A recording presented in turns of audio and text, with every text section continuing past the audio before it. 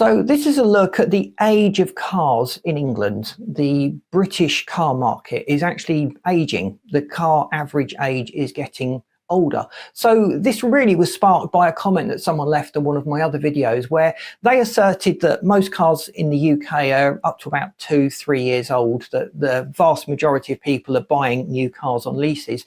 Now, that probably depends where you live. If you live in a city area that's got a congestion charge or some sort of low emission zone, the average age of cars is going to be much lower. In order to avoid those extra fees, people have been encouraged to buy more efficient cars, which generally means buying a newer car. But in other areas, it's very, very different. People are hanging on to their cars for much longer. Let's just look at the statistics that the SMMT have put out and draw a few conclusions and just see what's going on in the used car market in the UK. Let me know what your thoughts are on the age of used cars in your area. Are people hanging on to their cars for longer? Do you intend to keep your car longer than maybe you would have done a few years ago? Or do you change your car every 3 years or every 60, 70,000 miles? Do you have something like that you work to? So back in 2008, the average age of all the cars that were currently registered for road use and in use in the UK was 7.8 years old. Fast forward to this year, 2024, and that number has increased to 9.4 years old. So we have more older cars on the road. But what do the statistics actually show when we start drilling down? The real surprising fact for me was that about a third of all the cars on the road in the UK are over 12 years old. So let's have a quick breakdown of the age distribution of cars in the UK. So new cars, we're talking about anything up to about 3 years old. Now, something weird happened around about the time of the pandemic. No one was buying cars, so the new car sales figures dramatically dipped 2021, 2022, and they've only really just started to recover.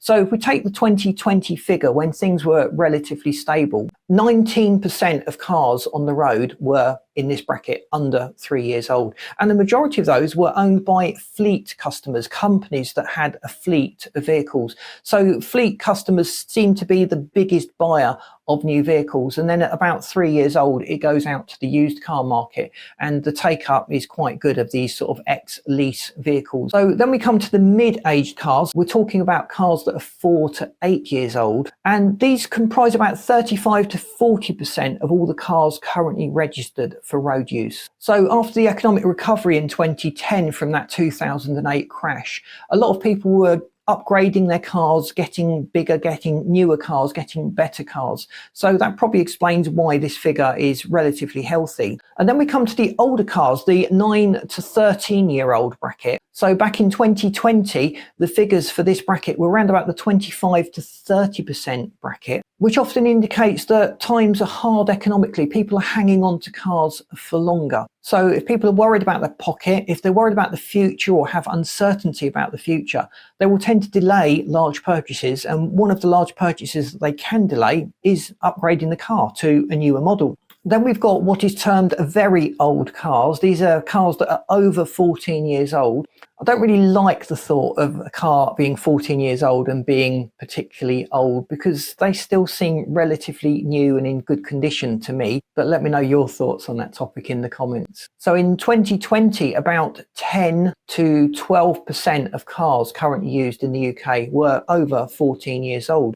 So this could be down to a number of factors. So let's just look at these figures and try and work out what's going on. Cars in that early era up to about 2000 tended to be relatively simple. They didn't have all these particulate filters, the complex computer systems monitoring aspects of the car, and the really complicated cooling circuits.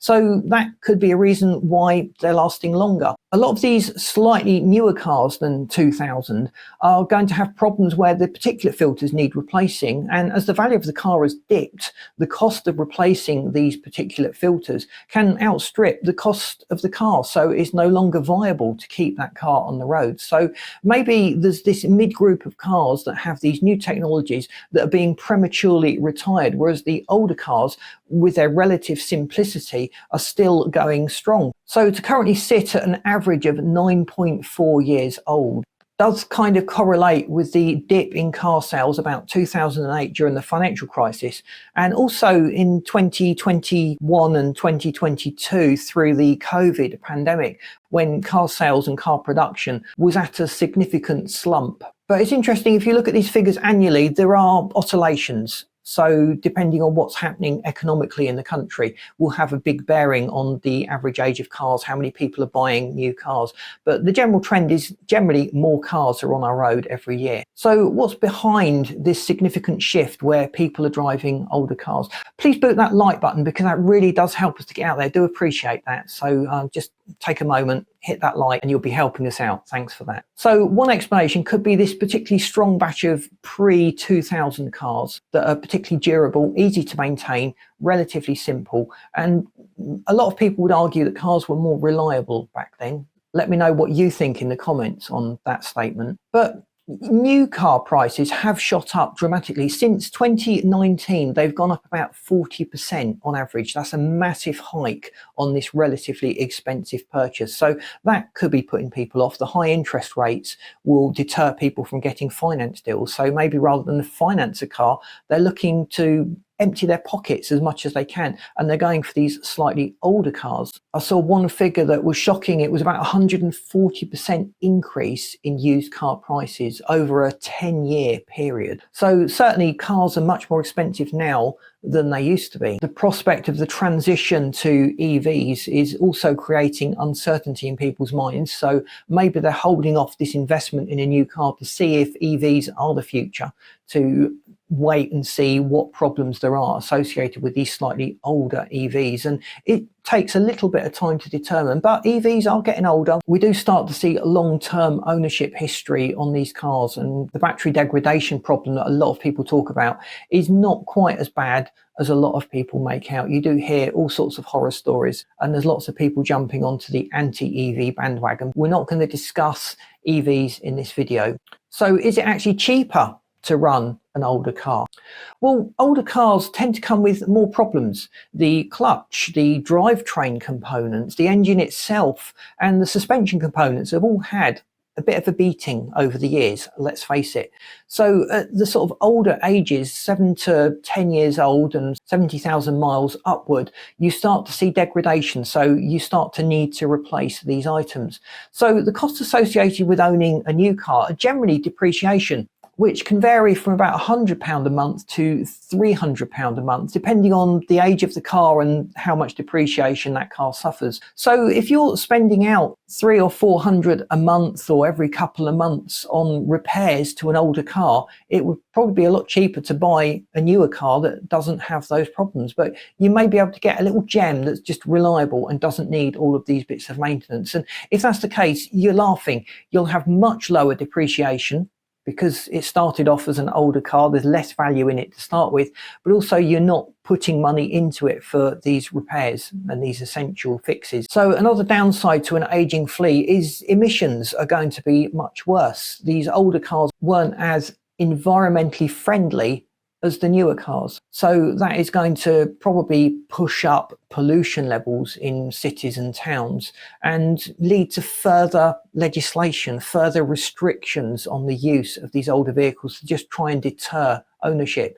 So there could be costly tax disadvantages associated with holding on to these older cars. Fuel costs are no doubt going to continue to escalate, again as a deterrent for people that want to keep these older inefficient cars on the road. But also it's much harder to source parts for older cars. We've had a few instances where it's been almost impossible to source a replacement part. We've been rather fortunate in a few cases where we've been able to go to a breaker's yard and get a used part, but you're adding a used part on a car that part broke on. So there's going to be a limited amount of lifespan left in this used part that has been fitted to this car.